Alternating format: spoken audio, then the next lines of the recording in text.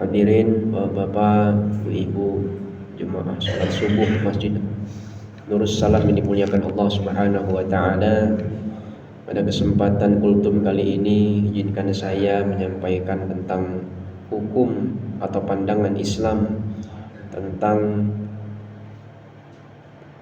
lamaran, cincin pertunangan dan foto prawedding. Karena ini hal yang perlu kita bahas, karena ada beberapa pembahasan dari ulama yang harus kita perhatikan sehingga dalam menjalankan hal ini sesuai dengan syariat Islam. Hadirin rahimakumullah, di dalam pernikahan ada yang disebut mahar. Mahar adalah kewajiban dari pihak laki-laki untuk diberikan kepada calon istrinya sebagai tanda kesungguhan, ya.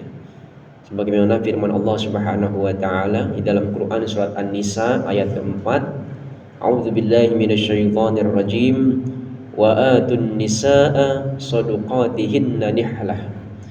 Berikanlah mahar kepada wanita yang akan kamu nikahi sebagai pemberian yang penuh kerelaan.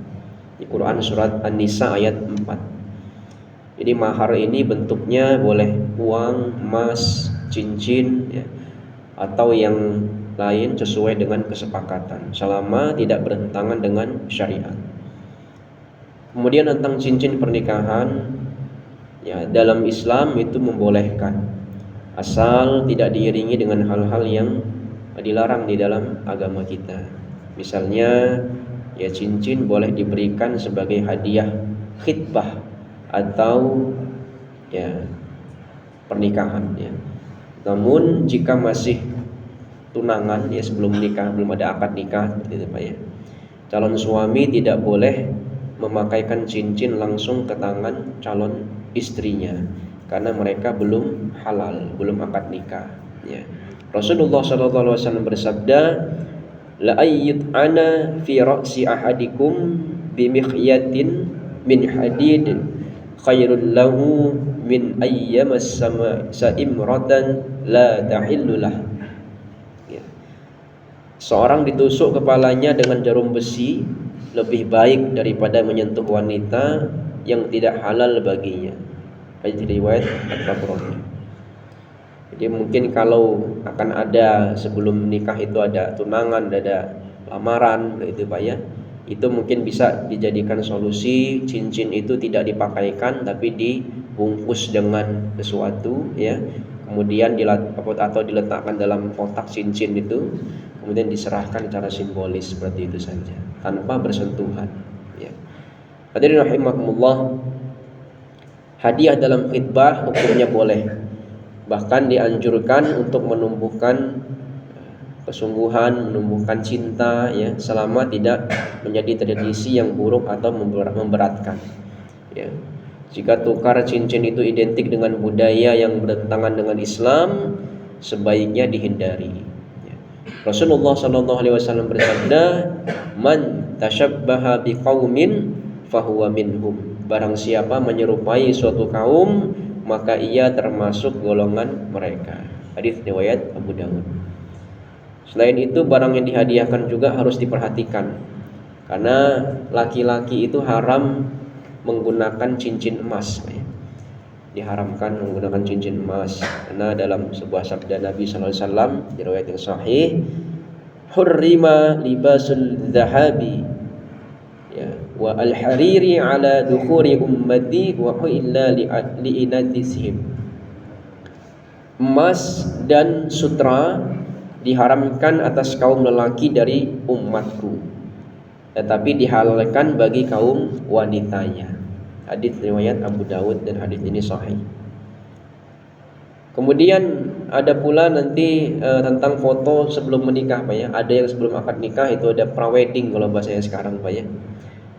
Dalam Islam, dalam memfoto, dalam video sesuatu yang positif, yang baik, itu tidak dilarang.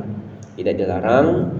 Tetapi kalau dilakukan, ya, sebelum akad nikah yang sebagaimana dilakukan oleh anak-anak muda sekarang, ya, sekarang menjadi tren, bahkan belum menikah sudah pakai pose romantis, pakai pose yang berpegangan tangan dan seterusnya, itu tidak diperbolehkan. Sebaiknya tidak dilakukan karena belum mahram. Kecuali kalau sudah menikah, Pak, ya. Sudah menikah, kalau bukan pra-wedding lagi, pasca wedding kalau udah menikah. Tapi ya itu tadi, ini harus diperhatikan, ya.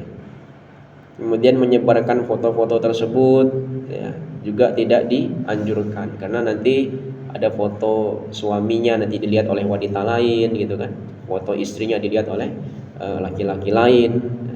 Sedangkan Rasulullah SAW bersabda, Innallaha yagharu wal mu'minu yagharu. Sesungguhnya Allah itu memiliki sifat cemburu dan orang beriman itu seharusnya memiliki sifat cemburu. Cemburu terhadap pasangannya apabila pasangannya dilihat oleh orang lain. Hadirin rahimakumullah. Ya, kemudian inilah hal-hal yang mungkin menjadi tren ya di saat ini, maka perlu saya sampaikan karena banyak sekali mungkin dari kalangan anak-anak muda sekarang yang belum paham dengan hal ini. Kita sebagai orang tua, sebagai tokoh di masyarakat kita mungkin bisa memberikan sedikit edukasi yang bisa mengarahkan kepada syariat Islam dalam menjalankan yang diperbolehkan sebenarnya, tetapi dalam menjalankannya ini ada tradisi-tradisi yang perlu kita waspadai, ya. Ya, mudah-mudahan ya Allah Subhanahu wa taala memberikan kita kemudahan untuk menjalankan syariat Islam ini dengan baik, dengan hati yang lapang. Dan mari bila mungkin anak kita atau cucu kita atau ponakan kita siapapun, kita laksanakan, mau melaksanakan pernikahan atau lamaran dan seterusnya, bisa sesuai dengan tuntunan Islam. Hadiah boleh, tapi jangan meniru kebiasaan dari agama lain. Jangan bersentuhan sebelum halal, ya. Jangan memberatkan pihak manapun dan jagalah kehormatan pasangan kita. Mudah-mudahan rumah tangga yang dijalin dengan pernikahan dari awal dengan baik kelak menjadi sumber berkah, rahmat dan ketenangan hingga ke surganya Allah Subhanahu wa taala. Demikian dapat saya sampaikan, kalau lebihnya mohon maaf pada Allah, mohon ampun. Mudah-mudahan bermanfaat dari saya pribadi dan kita semua. Mari kita akhiri dengan doa kafaratul majlis. Subhanakallahumma wa bihamdika asyhadu an la ilaha illa anta astaghfiruka wa atubu ilaik. Wallahu taala alam bisawab wa nahnu nata'allam. Wassalamualaikum warahmatullahi wabarakatuh.